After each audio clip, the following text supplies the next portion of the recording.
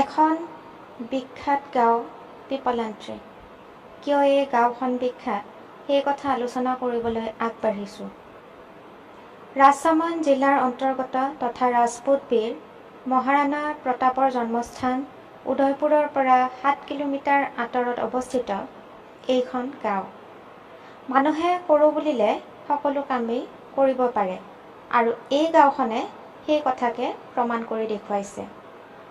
ধৈৰ্য, একাগ্ৰতা, নিয়ম শৃংখলা মানি চলি সকলোৱে একেলগে হাত আগবঢ়ালে সকলো কামেই আচলতে সহজ হৈ পৰে। গাঁওখনত কন্যা সন্তান জন্ম হ'লে জন্ম হোৱাৰ লগে লগে এক উৎসৱমুখৰ পৰিৱেশৰ সৃষ্টি হয়। ছোৱালী জন্ম হ'লে দুখ কৰাৰ সলনি আনন্দ উল্লাস কৰা হয় আৰু সেই ছোৱালীজনীৰ নামত 111 জোপা গছ পুলি ৰোপণ কৰা হয়। যেতিয়াৰ পৰাই এই কাম হাতত লোৱা হ'ল তেতিয়াৰ পৰাই গাঁওখনৰ সুদিন আৰম্ভ হ'ল। গোটেই গাঁওখন সেউজীয়া হ'বলৈ আৰম্ভ কৰে। গছ গছনিৰ সংখ্যা বঢ়াত প্ৰদূষিত বতাহৰ সলনি মুক্ত আৰু বিশুদ্ধ বায়ু বলিবলৈ লয়। অধিক গৰমৰ প্ৰকোপ কমিল, বৰষুণ আহিবলৈ ধৰাত পানীৰ স্তৰ ওপৰলৈ উঠিল। এনেদৰে গাঁৱৰ মানুহ আৰু প্ৰকৃতিৰ লগত এক আত্মিক সম্পৰ্ক গঢ়ি উঠিল। গাঁওখন সেউজীয়া কৰি তোলাত এজন ব্যক্তিৰ অক্লান্ত পৰিশ্ৰম জড়িত হৈ আছে আৰু তেওঁৰ নামেই হৈছে শ্যাম সুন্দৰ পালিৱাল। 2005 চনত শ্যাম সুন্দৰ পালিৱাল গাঁওখনৰ মুখিয়ালৰ দায়িত্ব লাভ কৰাৰ পিছত গাঁওখনৰ ৰূপ সলনি হৈ যায়। গাঁওখন প্ৰাকৃতিক সম্পদত চহকী হোৱা স্বত্তেও গাঁওখনৰ মানুহে জীয়াই থাকিবলৈ কঠোৰ সংগ্ৰাম কৰিব লগা হৈছিল।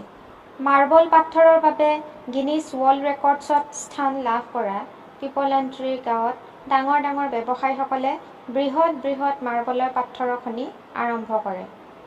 খনিবোৰৰ ফলত প্ৰকৃতি ধ্বংস হোৱাৰ লগে লগে প্ৰাকৃতিক যি সম্পদ আছিল সেইবোৰো ব্যৱসায়ীৰ হাতলৈ যায়।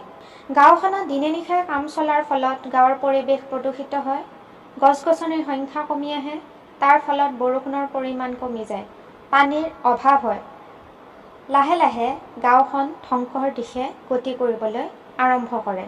গাঁওখনৰ মুখিয়াল শ্যাম সুন্দৰ পালিৱালে জানিছিল যে প্ৰকৃতিক ৰক্ষা কৰিবলৈ হ'লে গছপুলি ৰোপণ কৰিলেই নহ'ব, সেইবোৰ প্ৰতিপালনো কৰিব লাগিব আৰু পানী সংৰক্ষণতো গুৰুত্ব দিব লাগিব। 2005 চনৰ পৰা 2010 চনলৈ গাঁৱৰ মুখিয়াল হিচাপে কাৰ্যনিৰ্বাহ কৰা শ্যাম সুন্দৰ পালিৱালে গ্ৰহণ কৰা এই একক আৰু মহৎ প্ৰচেষ্টাই গোটেই গাঁওখনকে এটা নতুন জীৱন দিলে। শ্যাম সুন্দৰ পালিৱালে কন্যা সন্তানৰ প্ৰতি গাঁৱৰ লোকসকলৰ মনোভাৱ সলনি কৰে। কন্যা সন্তানকো যাতে ল'ৰা সন্তানৰ দৰেই আদৰ যত্ন কৰে সেই কথাত পালিৱালে গুৰুত্ব দিছিল। যেতিয়া অসুখত ভুগি থকা পালিৱালৰ কন্যা কিৰণৰ মৃত্যু হয় তেতিয়া কিৰণৰ মৃত্যুত ম্ৰিয়মাণ হৈ পৰা পালিৱালে নিয়তিৰ ইচ্ছা বুলি ভাবি কন্যাৰ স্মৃতিত এটা গছপুলি ৰোপণ কৰে।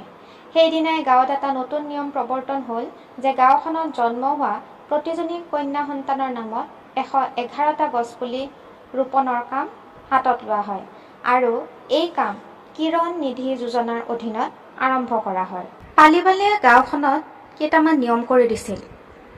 প্ৰথম নিয়মটো হৈছে গাঁৱৰ কোনো লোকে কন্যা ভ্ৰূণ হত্যা কৰিব নোৱাৰিব। দ্বিতীয়তে ছোৱালীজনীক যেনেদৰে আলফুলে তুলি তালি ডাঙৰ দীঘল কৰা হ'ব সেই একেই মৰম আৰু যত্নৰে 111টা গছপুলিকো প্ৰতিপালন কৰিব লাগিব। তৃতীয়তে কোনো ছোৱালীকে শিক্ষাৰ পৰা বঞ্চিত কৰিব নোৱাৰিব। চতুৰ্থতে কোনো পৰিস্থিতিতে ছোৱালীৰ বাল্যবিবাহ সম্পন্ন কৰিব নোৱাৰিব আৰু পঞ্চমতে ছোৱালীৰ নামত বেংকত থোৱা 31,000 টকা ছোৱালীৰ পঢ়া বা বিয়াৰ কামতহে খৰচ কৰিব পাৰিব। এখন ষ্টাম্প পেপাৰত এই নিয়মৰ চুক্তিত স্বাক্ষৰ কৰি প্ৰতিশ্ৰুতি দিবলগীয়া হয় গাঁৱৰ ৰাইজে। গাঁওখনত আৰু এটা নিয়ম আছে যে যেতিয়া কন্যা সন্তান এটি জন্ম হয় তেতিয়া গাঁৱৰ ৰাইজে 21,000 টকা তোলে আৰু সন্তানৰ মাক দেউতাকৰ পৰা 10,000 টকা লৈ মুঠ 31,000 টকা ফিক্সড ডিপজিট কৰা হয়। পঢ়া শুনা কৰি ছোৱালীয়ে যেতিয়া বিয়াৰ উপযুক্ত বয়সত উপনীত হয় তেতিয়াহে এই ধন বেংকৰ পৰা উলিয়াব পাৰিব। চৰকাৰী আঁচনিসমূহৰ সফল ৰূপায়ণৰ বাবে পিপলান্ত্ৰী গাঁৱে ৰাজস্থান চৰকাৰৰ বাবে বিভিন্ন পুৰস্কাৰ লাভ কৰিছে।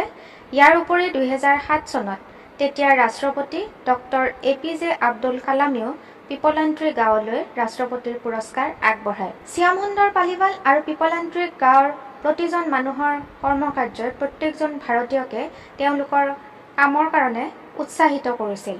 গাঁৱত এটা আচৰিত নিয়ম আছে যে ৰাখী বন্ধনৰ দিনা গাঁৱৰ ছোৱালী আৰু মহিলাসকলে গছত ৰছী বান্ধে আৰু ইয়াৰ দ্বাৰা গছ আৰু মানুহৰ মাজত সম্পৰ্ক আৰু অধিক গভীৰ হৈ পৰে। এনেদৰে গাঁৱলৈ সুখ সমৃদ্ধি ঘূৰি আহিল। দৰাচলতে যৌথ প্ৰচেষ্টাৰে সমাজ তথা নিজৰ অঞ্চলৰ সৰ্বাংগীন উন্নতিৰ বাবে আমি সকলোৱে আগবাঢ়ি অহাটো দৰকাৰ। এই কথাকেই মূলমন্ত্ৰ হিচাপে লৈ আমি প্ৰত্যেকেই সমাজৰ প্ৰতি দায়বদ্ধ হোৱা উচিত।